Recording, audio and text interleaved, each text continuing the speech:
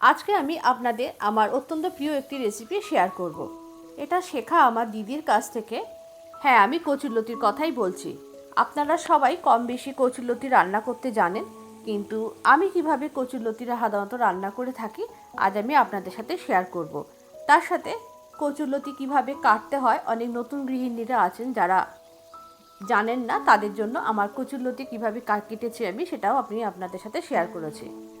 কচুরলতিগুলো এখানে আমি এক আটি কচুরলতি নিয়েছি এবং কচুরলতিগুলো ছোট ছোট টুকরো করে নিয়েছি এবং সেগুলোকে দেখুন বটি দিয়ে এইভাবে কচুরলতির আঁশগুলোকে ছাড়িয়ে নিচ্ছি।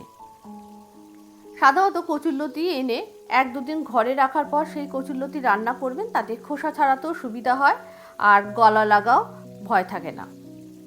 আর আরেক রকমভাবে ছাড়ানো শিখিয়ে দিচ্ছি, সেটা হচ্ছে পিলার দিয়ে। আমি সাধারণত পিলার দিয়ে ছাড়িয়ে থাকি, এটাতে আমার সুবিধা হয় বেশি।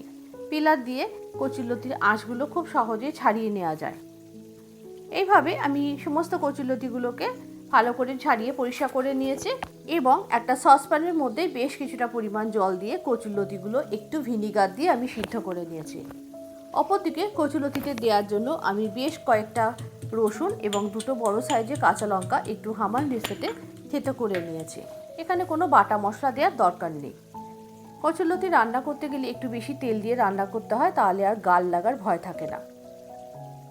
কড়াইতে তেল দিয়ে দিয়েছি, তেলটা গরম হয়ে আসলে আমি এর মধ্যে দিয়ে দিয়েছি কিছুটা কালো জিরে ফোড়ন। আর কালো জিরে ফোড়ন দেওয়ার পর আমি দিয়ে দিয়েছি রসুন এবং কাঁচা লঙ্কা যে থেতো করে রেখেছি সেটা।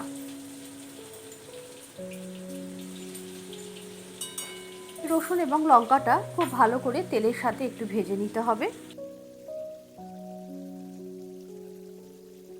এরপরে আমি এর মধ্যে দিয়ে দিয়েছি 1 মুঠো পরিমাণ চিংড়ি মাছ।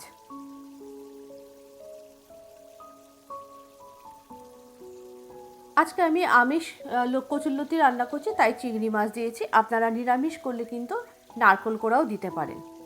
এরপরে দিয়ে দিয়েছি সেদ্ধ করে রাখা জল ঝরানো কচুরলতিগুলো। কচুরলতিগুলো কিন্তু খুব বেশি সিদ্ধ করে ফেলবেন না, তাহলে কিন্তু তরকারি রান্না করার সময় একটু ভ্যাতভ্যাতে মতো হয়ে যায়। এরপরে এর মধ্যে দিয়ে দিয়েছি স্বাদ অনুযায়ী লবণ এবং হলুদ দিয়ে কচুরলতি, চিংড়ি মাছ এবং মশলাটা খুব ভালো করে একটু নাড়াচাড়া করে ভেজে নিচ্ছি।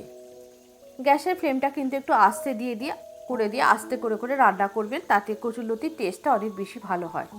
দিয়ে দিয়েছি টেস্ট ব্যালেন্সের জন্য অল্প একটু চিনি, আর দিয়ে দিয়েছি একটু সর্ষে গুঁড়ো পাউডার, একটু জলে গুলে রেখেছিলাম সেটা দিয়ে দিয়েছি। আর ভালো একটু কালারের জন্য দিয়ে দিয়েছি কাশ্মীরি রেড চিলি পাউডার।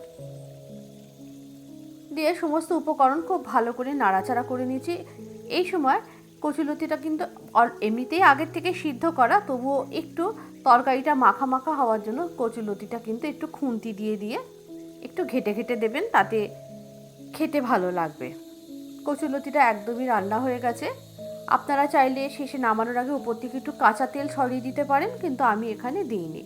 কচুরলতিটা আমি একটা প্লেটের মধ্যে সার্ভ করে নিয়েছি। এই কচুরলতি খেতে অনেকেই খুবই ভালোবাসেন এবং গরম ভাতের সাথে কচুরলতি হলে কিন্তু অন্য অনেক খাবারকেই আমরা ছেড়ে দিতে পারি সহজেই। আজকের রেসিপিটা আপনাদের কেমন লাগলো অবশ্যই একটু কমেন্ট করে জানাবেন। যদি ভালো লেগে থাকে অবশ্যই একটু লাইক করে বন্ধুদের মধ্যে শেয়ার করে দেবেন। যদি ইউটিউব থেকে দেখে থাকেন অবশ্যই একটু চ্যানেলটি সাবস্ক্রাইব করে দেওয়ার জন্য অনুরোধ রইল। আপনারা বাড়িতে অবশ্যই ট্রাই করবেন, আশা করি খুব ভালো লাগবে আপনাদের রেসিপিটা। আবারও দেখা হবে পরবর্তী ভিডিওতে আর একটা নতুন কোনো রেসিপির সাথে।